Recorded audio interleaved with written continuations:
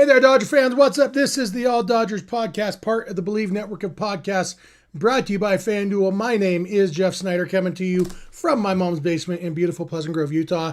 That guy next to me, that is Kevin Skinner, coming to you from his mom's basement somewhere in Illinois. He keeps moving around because Witness Protection Program keeps making him. And Kevin and I are here to talk about the Dodgers beating the Padres in the series, winning the game 4-0, winning the series 2-1. Head to Milwaukee with a 1.5 game lead in the National League West. Kevin, you know what? There's things you could find to complain about this game if you were in the mood to complain. I'm not. I'm in the mood to enjoy the fact that the Dodgers won 4-0. They won the series. They came into the series with a half a game lead. They leave with a bigger lead than that. All in all, especially after losing the first game, can't ask for much more than that, right? No, not at all. And they won it in kind of the way you'd expect them to win it. One of, if not the best pitching staff in baseball. It shuts down one of, if not the worst offensive units in baseball. So that's how you expect to get it done. That's what they did today. And it was cozy. We haven't had like a cozy win in a minute. And that one was pretty cozy. Yeah, they had chances to put up a crooked number to kind of put the game out of reach. They were never able to do that. 4 runs, just a single run in 4 different innings. Never quite got as comfortable as you would have hoped. The Padres even had the go-ahead run at the plate at one point in the game. Luckily, that was in the form of Fernando Tatis, who hit the first pitch for a double play to end the inning and save Shohei Ohtani's scoreless outing. Walked somebody. Yeah. Walked the number 9 hitter. Not just somebody, the number 9 hitter. So, so much to like about this. And, like I said, Dodgers did hit into 3 inning double plays. At least 2 of them with a runner on third. So just a fly ball scores a run, instead a ground ball into the inning. And so I don't remember if Pajez's first inning double play had a runner on third or not, but I know his second one and Will Smith's both did. But the Dodgers also turned 2 big double plays. And but really the story of this game is Shohei Ohtani. I don't know if he was the star of the game, but he was definitely a star. He was actually... you could make a case that he was. Let's talk about it this way, Kevin. Was this Shohei Ohtani's worst start of the season on the mound? It's hard to say that. I think so, because at this point, I expect him to get 6 innings. Only going 5 is a little bit of a letdown, if you ask me. I know that the caveat here is he didn't give up a run. So, I'm nitpicking to the knittingest of picks. I don't know if that's a phrase, but in my opinion, you've got your verb and your noun wrong there. Exactly. Or the pickingest of knits. Sure. Here we go. Since he's been just so incredible as a pitcher, I do think this one fell a little short of his other ones. He wasn't as efficient. We talked about it before hopping on. He threw 11 pitches and a 3-ball count. That's just a lot of 3-ball counts. Not a lot of, he didn't get a lot of strikeouts, was taxed. I would have liked him to go deeper against this Padres unit, but he was unable to. That's okay, though. He didn't give up a run. But yeah, the question, was it his worst? Sure, but it was still really, genuinely really good. Literally the only competition for his worst start of the season is the one in which he went 7 innings and allowed 2 runs. Yeah, it's one of those 2. Yeah. The others were all 6 innings and either 1 or 0 runs. So it's either the 5 innings and no runs or 7 innings and 2 runs, all of which just underscores how ridiculously good he's been on the mound. The fact that we can get 5 scoreless innings and walk in field, I kind of expected more.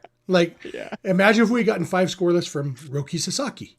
It would be like, we'd be acting like the Padres fans do when they, win a wild card series or something.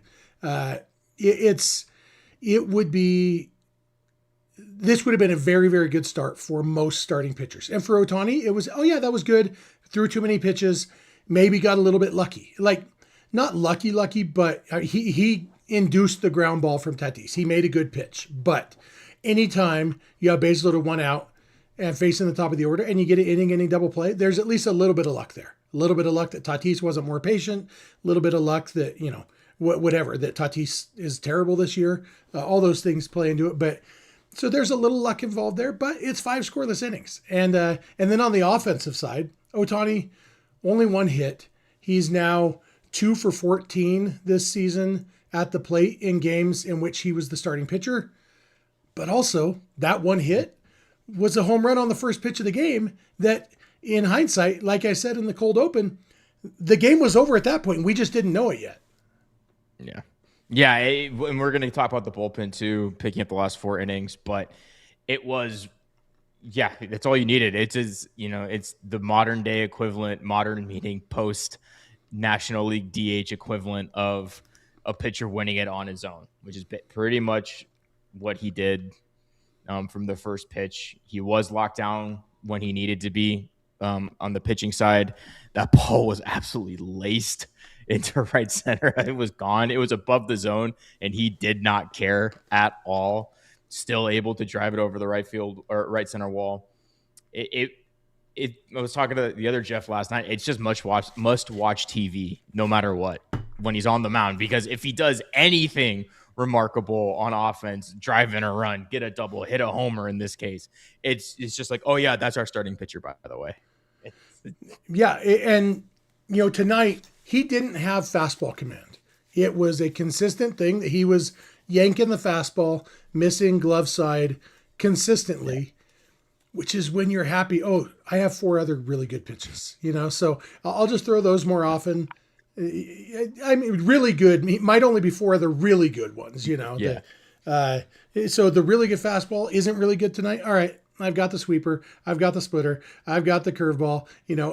Even one of the sinker he threw to strike out.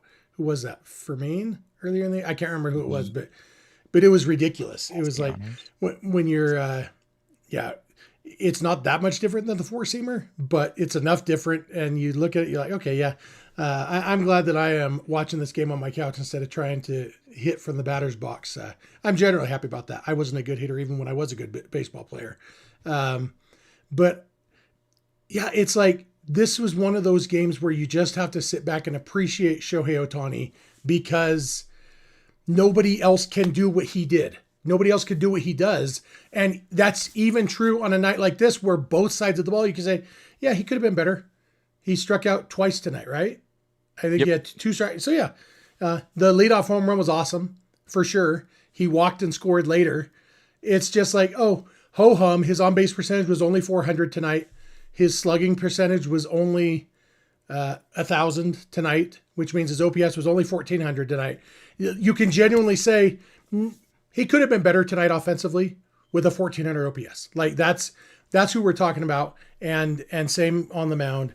He's just ridiculous. I never get tired of talking about him. No, there's no fatigue on this end. And when he was wasting away in Anaheim, nobody got tired of talking about him. It was sad to watch him not, be on national television all the time or not, get the spotlight he's got and win championships like this. Somebody said, don't be spoiled earlier in the comments. No, I'm going to be spoiled because not only are we winning, but we get to watch the best player in baseball, probably the best player ever, on a nightly basis. And I will never, ever, ever take that for granted because it is so much fun to watch. Truly one of one, pretty much you could argue in sport. It's not, I don't think this is just isolated to baseball. What he does is when he's pitching and hitting like this, I don't think there's a comp in any other sport. Wait, not even Travis Hunter? Did you have to look up who Travis Hunter is? I had the name. I did Google it to make sure I said the right name. I'm like, but I did do it right. So You did. I had my joke. I did check my joke. If Travis Hunter starts winning bass fishing championships, we might have to put an asterisk next to it, or starts being the best at either side of the ball. Like even in college, he wasn't the best at either one. Shohei Ohtani can make a case, maybe not the best, but he can make a case as top 5. In fact, not even a case. He's undeniably top 5 at both hitting and pitching. And nobody else can even compare to that. So this leads into a super chat from Enigma, $1.99, something I want to talk about anyway. He says, where is it? Did it not pop up? It's hiding. Huh. I don't know why it won't come up on the screen. It's like it's hiding underneath something, but oh well. Let's see if I take this off. There it is. See that? It's hiding right there. But he says eventually it's almost like having Show in the lineup helps us. And, you know, like we said, this is only the fourth time this year that Ohtani has batted in a game in which he was the starting pitcher. They flip-flopped him and what's his name? Who pitched yesterday? Emmett Sheehan in the rotation so that Ohtani could hit and pitch today and have tomorrow off because they have an off day. I said early on this season that it makes the most sense to me if you're going to give him a day off for it to be the day after he pitches, because that's the most painful day, like recovery-wise, and it leaves him available to pinch hit, which he's not available to pinch hit when he doesn't hit on days that he's the starting pitcher. And so you don't lose his bat entirely. My ideal situation, and tell me what you think, it would be that they do this as often as possible, have him pitch the day before an actual off day, but then they do occasionally give him the day off the day after he pitches, but keep him in the lineup on days when he is the starting pitcher, just because having Shohei on the lineup, your lineup is always better, even when he doesn't have his best day. Yeah, I agree. I never really much bought into the don't have him pitch when he hits, because he's already prepared for both, so might as well just let him do it. But I agree. If you can pitch him before a day off, that's ideal, because then he gets the day off. And if you can't and he has to pitch, in the middle of the series, which is going to happen anyway, it's, especially if we hit the playoffs, ideally I would have him hit the day he pitches, like you mentioned, because you do retain his bat as an option the next day. He can still spend the majority of the day recovering, not like, reading scouting plans and stuff, which he might do anyway for fun. He strikes me as somebody who does that just, it's his coffee table book or pitcher scouting reports. But yeah, I would have him, rested up the next day. And then, if they need his bat in the 7th, 8th inning, sure, why not? They'll pinch hit, probably they'll pinch hit somebody else. But yeah, it'll be Will Smith, ideally, as the DH that day. It'll be a Dalton Rushing start. I've argued that it should be Dalton Rushing catching every day after Shohei pitches, and then give Will Smith the DH day so he can get off his feet too. Yeah. Anytime that Smith and Rushing are in the lineup the same day, it makes sense to have Rushing, even though Smith is a better defensive catcher, but you only got so many squats in your knees, and don't want to run out when you're under contract for 8 more years or whatever. Yeah. We got a couple comments in the chat. Actually, let's do our other super chat really quick. This one's not specific to a topic. It's just kind of general gloating, and I like that. This is our buddy Francisco Diaz. He says, series win against the Circus Madres, outscored them 8-4, bullpen tossing 0 all series long, gave Miller his first blown save and loss. Go to bed, little brother. The grown-ups are on to Milwaukee now. I like the trash talk. And speaking of trash talk, it wasn't a blown save. I'll give Mason Miller that. It was a blown save. No, it wasn't, because it wasn't a save. It was a tie game. That's right. Yeah, it wasn't. It was a loss, not a blown save. Yeah. Along those same lines of the gloating, I'm so sad it's gotten to this, says Madres trolls were running wild in here Monday like a jealous little brother demanding attention. And a few people have noticed there are a lot fewer Padres trolls in here. I know there were fewer last night when you and Speegs were talking.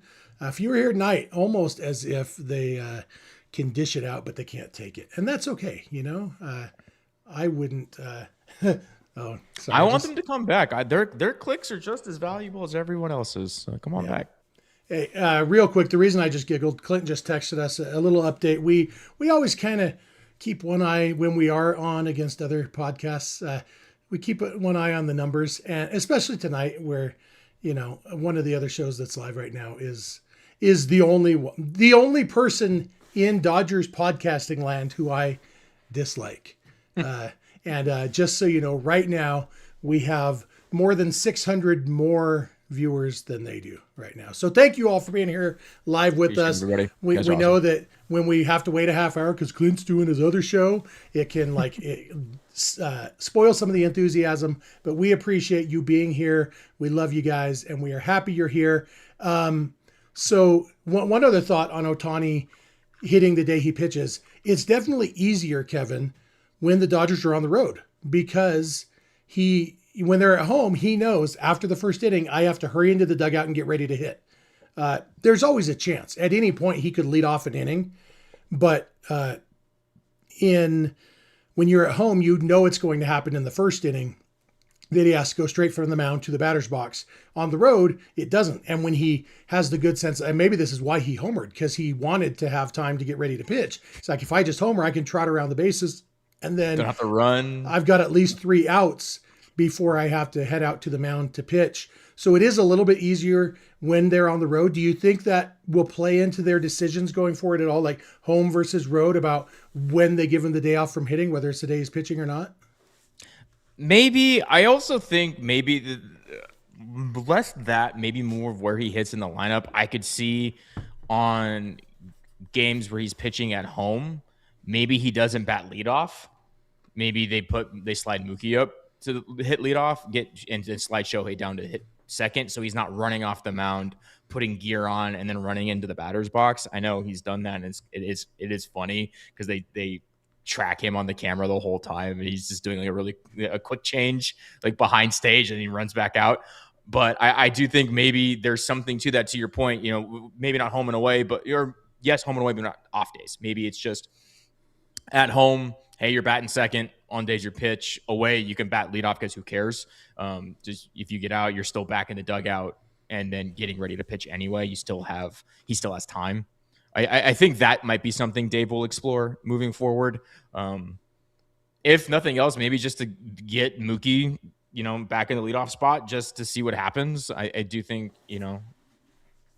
he's kind of earned it. He might need a little shakeup in the lineup. I know he's kind of rehabbing still, but he's hit the ball well, but not to the Mookie Betts standards he's hit it hard. I wouldn't say he's hit it well consistently since he came out. He's hit it hard, still figuring out the launch angle side of things, because a hard fly ball is usually a fly out, whereas a hard line drive is usually a hit. So you got to line drive it up a little bit. But yeah, there's all sorts of things to think about there. A lot of people talk about, well, I don't know why it's such a big deal what Ohtani does. Pitchers used to hit all the time. It's like, well, 3 differences. 1, they weren't batting leadoff.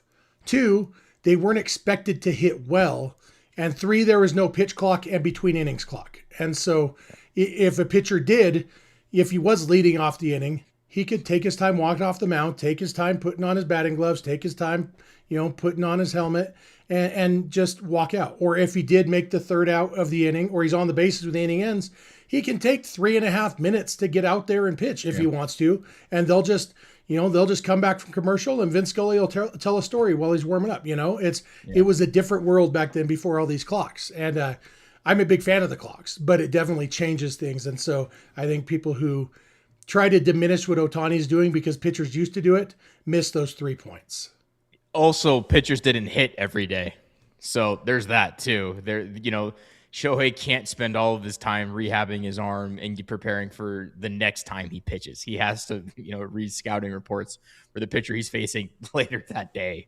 So there's that aspect as well. He also technically gets less time to prepare because as a pitcher, because he has to spend some of that to prepare as the second best hitter in baseball. Yep, absolutely. You got anything else you want to say before we move past the Ohtani is amazing segment of our show? I could do this forever. No, I'm good. Yeah, we'll probably have this segment again. I don't know, Friday after he hits 3 home runs against the Brewers again. That'd be great. I'm going to that game, so I hope he hits 3 home runs. Speaking of Ohtani being amazing, let's take a look over at our buddies at FanDuel, see how things are looking there. I'm specifically looking at the National League MVP race right now. Ohtani, believe it or not, remains the favorite. His offensive stats aren't what they've been the last couple of years, but you combine how he's pitching with, doing anything offensively makes him super valuable. Being still a genuinely very good hitter, even if he's not elite like he's been the last couple of years, and he's getting there. He's at minus 475 to win the National League MVP award. Second highest is Kyle Schwarber at plus 1,300. So there's a lot to overcome. Matt Olson's at plus 2,200. So is Bryce Harper. So is Ellie De La Cruz. And might as well look at the Cy Young odds while we're here. Paul Skeens remains the leader at plus 240. Christopher Sanchez is just barely behind him at plus 250. And then you have Ohtani and Chris Sale both sitting tight at plus 500, with Jacob Misiorowski just behind them at plus 550. So this has been a fun early Cy Young out of the gate. It's been a fun Cy Young watch. If all 5 of those guys stay healthy, Skeens, Sanchez, Ohtani, Sale, and Misiorowski, it could be an epic Cy Young battle throughout the season. Honestly, if all we haven't 5, had one of those in a while either. Yeah, because somebody always gets hurt, and you end up with, well, this guy was very good and the only one who made 29 starts. So I guess it's him. So yeah, that'll be fun. And no odds for tomorrow's game because there is no game for tomorrow for the Dodgers. There's other games, but who cares about that? Travel day, rest day, all those things. We will, of course, have a show tomorrow, but there's no odds to look at FanDuel. But thanks to FanDuel for sponsoring all Dodgers. The other big story of this game, I think, Kevin, was the other pitchers, the Cactus Crew. I tried to come up with a good cactus pun. There were no good ones, so I went with a bad one instead. Said they've been sharp, Pokey didn't quite work. Prickly. But Prickly. The Cactus Crew today had to pitch 4 innings because, as we mentioned, Ohtani only got through 5. They came into the game with a 25-inning scoreless streak as a group, as a crew of cactuses. The relievers, the Dodgers bullpen has now thrown 29 straight scoreless innings. My question to you, Kevin, I'm going to frame it a little bit negatively. Is this streak diminished at all in your mind by the fact that much or all of it has come against the Angels and the Padres, who both are really bad at hitting baseballs? No, because it's been with guys that you wouldn't expect them to get 24 straight scoreless innings from. Or 29 at this point. You're looking at Edgardo Enriquez, who is still a wild card. We have no idea what sometimes he's really good, sometimes he's really bad. Blake Trinan again today was probably his best outing in a while. And Vesia has not looked phenomenal either. In his recent, I think the stats bear out he's been fine, like the box score, but where he's leading pitches has not looked particularly good. There is no Edwin Diaz right now. So they're a little shorthanded. I'm surprised it's these guys. And yeah, 29, no matter who you're playing against, that's hard to do. To not get a single run scratch, that's not having a single hanging curveball punished or a single hanging slider punished, a fastball left over the heart, not getting, crushed.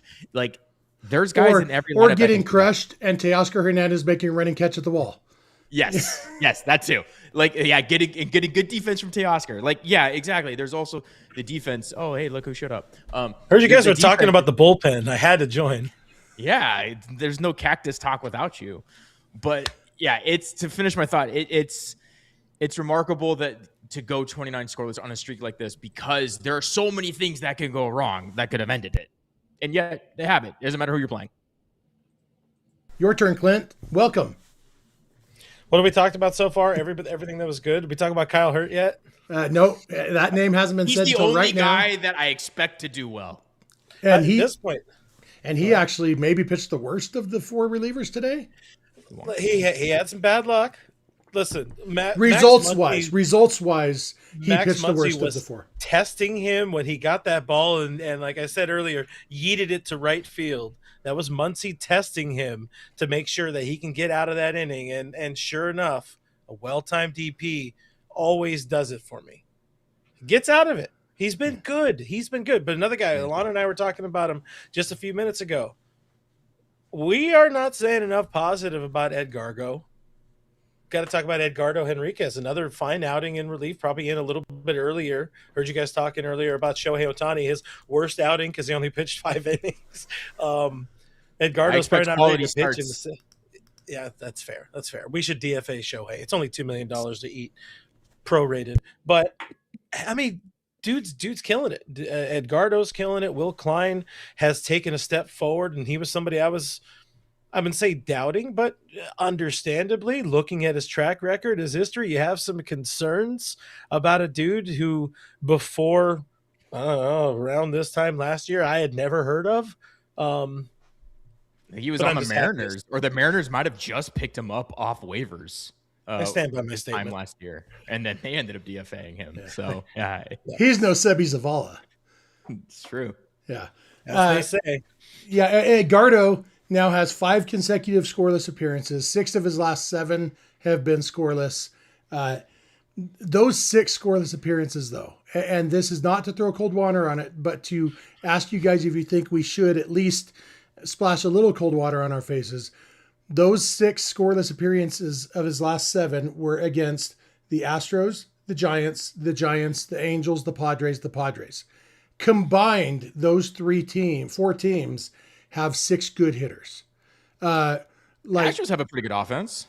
I believe they're one of the best. They were one of the better, at least when we were playing them, they were one of the better offenses. They were, but they were hurt at the time, because they've been, I mean, the Astros, maybe I should have just gone with the last 5. The Giants, Angels, Padres. Is there any, does it slow down your enthusiasm at all that these 5 outings have come against terrible offensive teams? Clint? Oh, I thought this was a Kevin. No, because this is a team that focuses on trying to put guys in specific lanes to succeed, and then you try to take them, put them in maybe higher leverage situations. But if they are doing their job when called upon, then that is their job. That's why you have middle relievers. That's why you have high leverage guys or closers. Well, the Dodgers used to have a closer. Turns out he's into loose bodies and roosters or something like that. We'll get into that one of these years. If you could do your job, that's it. That's all I care about. Like I heard you guys also talking about Mookie earlier. Listen, if you're just looking at the box score, it was a hell of a game for Mookie. 2 hits and a double. If you saw those hits, leaves a lot to be desired. But if these guys are taking care of their lanes, then they're doing their job and they're earning their rings. Yeah, I agree. I mean, the Dodgers, and specifically Dave, because he's making the bullpen calls, usually does his best to put guys in positions to succeed. And I think they've been very careful with Edgardo not to overexpose him. Yeah. I was looking at the pitch breakdowns for him today. He wasn't missing his spots all that much. He was actually nibbling pretty well, keeping stuff out of the heart of the zone, except for a ball to Manny Machado, which he left up and over the middle of the plate. But thankfully, the ball he left up and over the middle of the plate was a 101-mile-an-hour sinker. It registered at 102 because it was 101.8. So when your stuff's that nasty, you can kind of get away with it. But the greater point being, and I talked about this last night with Jeff Spiegel, is it's nice that when he's giving up contact, it's on the ground. And I think that's a big thing for somebody like Edgardo, is he's not leaving, outside of the Manny Machado ball, he's not leaving stuff up where a guy can get under it and drive it out. People are rolling it over. They're, hitting it to the infield, which they have a good infield defense. So at this point, go ahead, hit it to third base, second base, who cares? Shortstop, doesn't matter. So that's what I've liked seeing from Edgardo recently. Again, I do care who he pitches against, obviously, but 5 shutty. I'll take it. Yeah. And one of the concerns with Edgardo is his inability to command the pitches sometimes. He throws hard, but can't quite throw it where he wants. There's more to command than walks, but in these last 5 appearances, he's only walked 1 guy. That was last night. So that's an improvement there. We'll take 1 walk every 5 innings, especially from a guy who throws 102, where walks are going to be an issue usually. Ask Nolan Ryan and Randy Johnson how easy it is to control that kind of velocity. So Edgardo, look, I agree with you guys. I'm not. We talk about it all the time when the Dodgers win a game and people are like, oh, but it's just the insert name of crappy team here. It's like, that's who was on the schedule. Edgardo, all he could do these last 5 games was pitch against the Giants, the Angels, and the Padres. And that's what he did. And he pitched well. And so hopefully, for the confidence level, all those things, his next game will probably come against the Brewers, they're a better offensive team than those 3 teams. They're scrappy. The Brewers are one of those teams that you never really know how they're winning. They just kind of, they're just them and the Rays really good at enough stuff.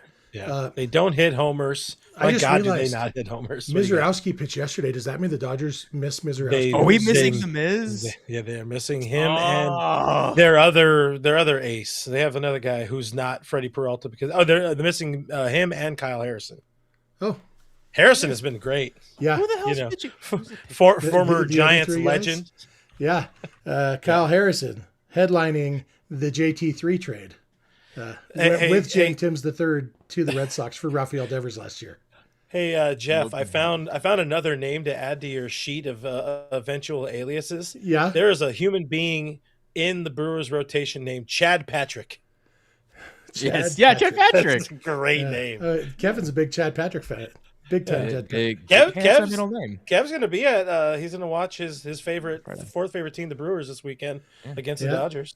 Yeah. I'm going to be honest. I just looked at the probables. I saw Robleski is the probable for Friday. I was like, oh, thank God, because I get to avoid a Sasaki start. I think he's good now. The last two games I've been to have been Sasaki starts, though, so I'm just happy to see somebody else pitch. Hey, we got another super chat I want to read. Janice Hernandez. This is a new name for me on super chats. Do you guys? I don't know, Janice, but I appreciate it. Welcome, Janice. $2 super chat says, "I'm seeing that we don't need Edwin Diaz after all. Right now, the Dodgers bullpen, the Cactus Crew is holding it down without Diaz.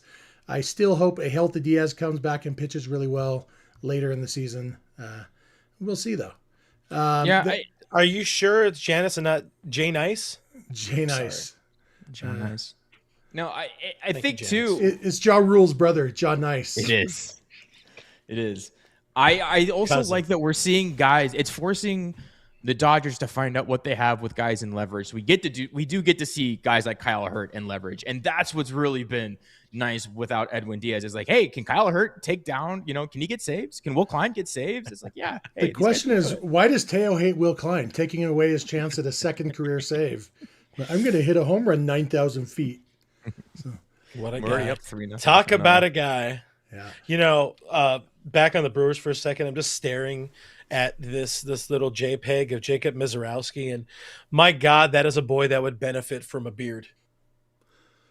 Yeah, although Kyle Tucker proves that the beard doesn't fix everything.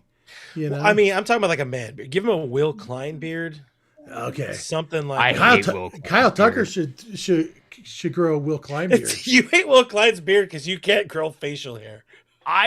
Even if I could, I wouldn't. That want is envy. Will Klein beard. That is envy, my friend. I don't like it. Yeah, I do think people. I like a lot of things about Will Klein. His facial hair. Baseball hair commentary. People often conflate the words "good" and "plenteous."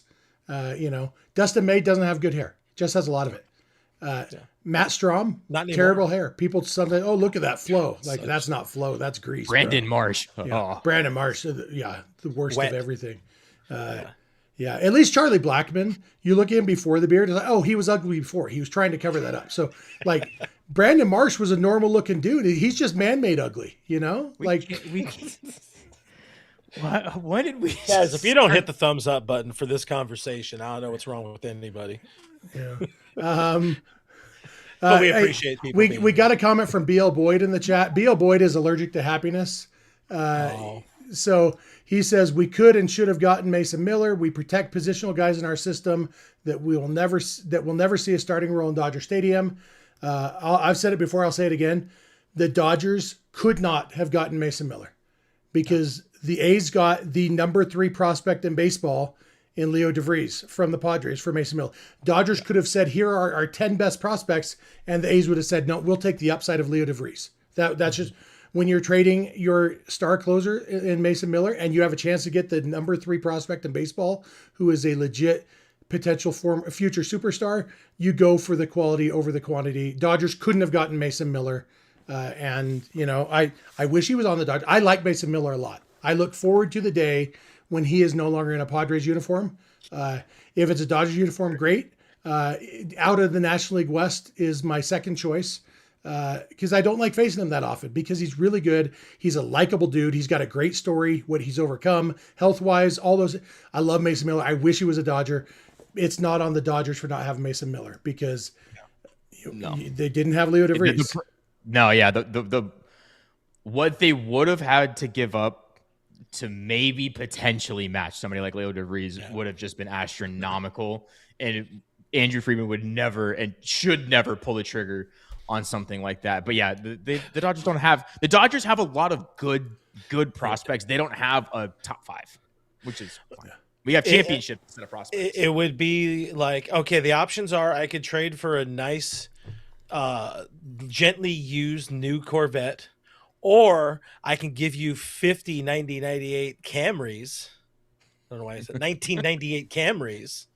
That's what I could do. 9 Honda. How dare you? And even if you upgrade the car, it's like you were talking like a, insert Honda. name of $250,000 car here, or you can have a dozen really nice, whatever. Well, what am I going to do with a dozen cars? Where am I going to park them all? It's like, ask Jay Leno.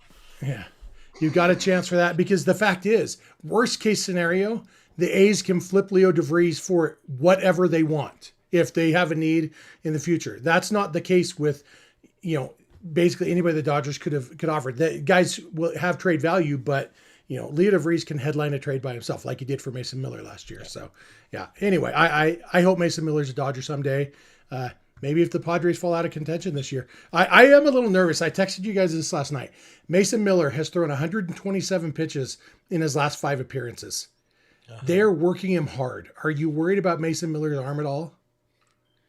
Yes, because he's had arm injuries in the past. He's had an arm issue before, and that's why he's a reliever, even though he wanted to be a starter. So that is concerning, and especially it's 100 and some odd pitches over the last week.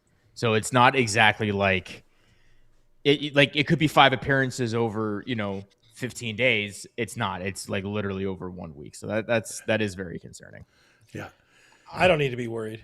He'll break down when he's a Dodger. I worried as a fan of Mason Miller, the person that I am worried for him. I do think Mason Miller's eventual injury could be what pops this Padres bubble, because the reason they're still contending with the Dodgers is because they have a ridiculously good record in really close games, and losing Mason Miller could definitely affect that. So obviously not wishing injury on anybody, especially somebody I really like. If the Padres are going to get injuries, I can name 5 other guys I'd rather have it be than Mason Miller. But I won't say them out loud because that's bad karma.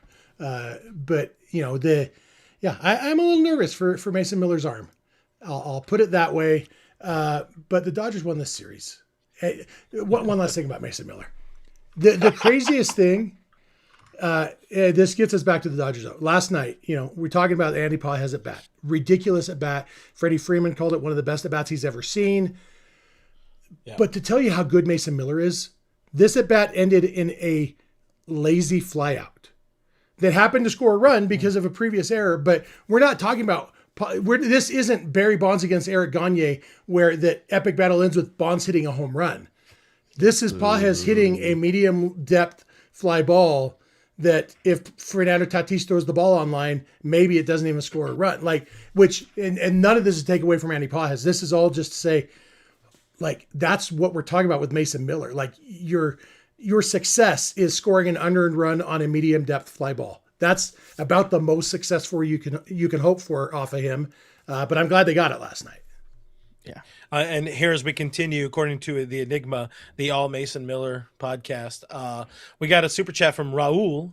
Raul with the 499 says Mason Miller has saved 51% of the Padres wins. They will be working him.